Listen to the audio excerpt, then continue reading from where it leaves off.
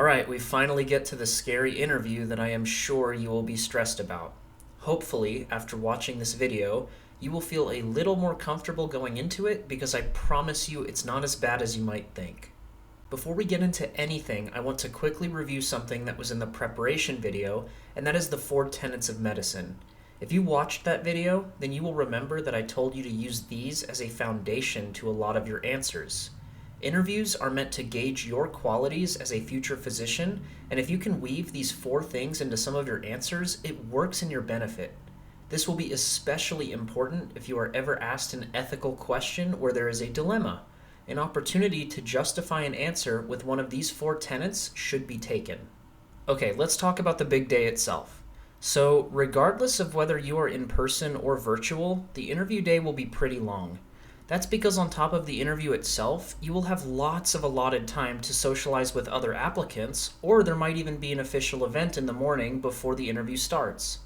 Either way, there will be something like a 4-hour block of time committed to interviews where you will be assigned 2 or 3 slots of about 20 to 30 minutes each.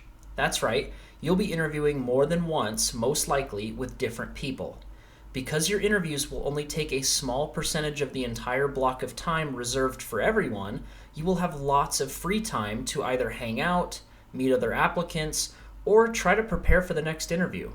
As I mentioned in the prep video, just pay attention to the instructions that are emailed to you, and there should be a specific outline of the events that will happen on the day of the interview for that specific school. I quickly want to go over some of the important things you should be doing in a virtual interview versus an in-person interview. Virtual interviews are a bit trickier and less natural, so there are a bunch of random things you should remember going into them to help it feel more normal. First, and arguably the hardest to do, is to look directly at the camera and not the screen. For all of you that have used Zoom, we all know that while a meeting is going on, you are looking at the screen with the pictures of all the other participants in the meeting. Nobody just stares into their camera because then they can't see anything on the screen. Well, for an interview, it's a little different. As I will say later on, eye contact is extremely important in person, so if you are able to look at the camera instead of the screen during your interview, it will give the impression you are trying to make eye contact. This honestly takes a lot of practice to do because you will be tempted to just look at the interviewer to see their reaction to something or just to look elsewhere. But try your best to stay looking into the camera. You also don't want to look too nervous or fidgety. Even if you can't see it on the camera, don't do anything you wouldn't do in person, like fidget with random objects out of view. Make sure to also speak louder and clearer than you think you have to. Connection spikes love to happen randomly, and microphones sometimes aren't the best, so the more coherent you can be, the better. Don't be afraid to use lots of hand gestures during your interview. Try setting up your camera to where you can see a lot more than just your face. That way, if you use hand gestures while talking, they will be able to see it, and it will seem more like an engaging experience for them. One last tip I can give about virtual interviews, because it happened to me, but if for some reason your interviewer doesn't show up to whatever Zoom room you get put into, immediately contact the people running the interview day. Usually this is the admissions department, but during the explanation of how the interview day will work at the beginning of the block of time, they usually give you a contact person in case of technical difficulties. Please, please, please write that down or take a picture of that person's contact and have it ready to go just in case. Luckily, the in-person interview is more traditional, and so there isn't as much to worry about. The most important thing with this is just to make sure that you conduct yourself professionally. Gestures like giving a firm handshake, sitting up straight, and keeping eye contact can go a long way in giving a great first impression. Another thing you want to be mindful of in person is your body language. Because you are physically there, they will be able to see your entire body. That means little habits you may have, like tapping your foot, shaking your leg, or crossing your arms, could cost you a little bit of confidence. I think crossing your arms is probably the biggest no-no, since it is like the universal sign in body language that you are uncomfortable. Instead, use your arms in an engaging way through something like hand gestures. The more you do things like that, the less you will think about being nervous. Alright, let's move on to some strategies you can have that might help you control the interview. I go over a lot of potential questions you will be asked in the preparation video, so rather than focus on the questions in this video, I want to focus more on the strategies you can implement during the interview. This first one will help you take control, and that's by directing the conversation wherever you want it to go. Most likely, you will be asked the age-old, "tell me about yourself" question at the start. That's almost like an invitation for you to choose where the conversation will go next. So use it to your advantage. If you have some research, community service, or a project that you are really passionate about and want to talk to the interviewer about, mention it during your answer about yourself. Be smart about how you answer questions asked of you, because what you can do is almost encourage certain things to be asked. I used to talk a lot about my research because I wanted them to ask me more about it, and when they did, I would just get to show off how much I knew about the topic. Remember that in an interview, you have as much power as the interviewer if you are smart about how you answer your questions.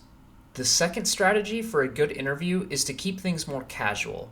I know that may sound really strange since you are all dressed up for a super important interview, but honestly, yes, keep it casual. Notice how in the last strategy I referred to it as a conversation and not an interview? That was on purpose. The best kinds of interviews are the ones that feel more like a conversation between two people trying to get to know one another. Having questions like talking about where you are from, how you are doing, or how stressed you are right now adds a personal touch and makes the conversation feel more organic. You can even crack some jokes from time to time to try and get the interviewer to laugh, but only when appropriate.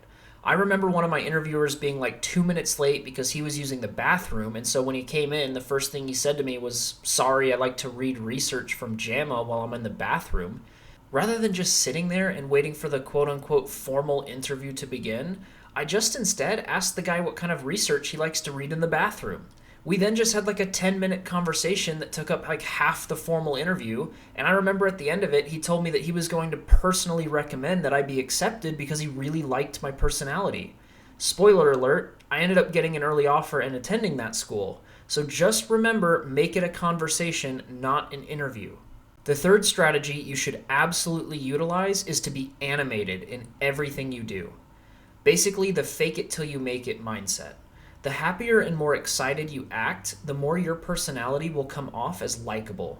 Use lots of hand gestures, talk with lots of emotion, and just act like you love the fact you are getting to talk with this person right now. Anything you can do to seem like you are completely engaged in the conversation and want it to keep going.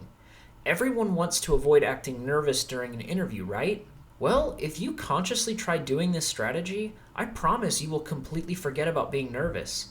I can't even tell you how much research has been done about the fake it till you make it mindset. But an example I'll give is a study that confirmed people who were forced to smile tended to be a little happier than those that weren't forced to do anything. The best job you can do is not only to try and control the interview, but to control your own mind as well. Alright, here are some things you absolutely want to avoid during the interview, and although they may seem obvious, people still do them for some reason. You should never swear during an interview. It's just not very classy or professional, and it will rub the interviewer the wrong way. If you are doing a virtual interview, please, for the love of God, do not eat anything during your interview. I cannot believe I even have to say this one, but a report just came out at our school telling all the med students not to do that when we interview in the future, so I'm going to tell all of you pre-med students the same thing. Try your best to keep eye contact, so don't look off into space when giving answers.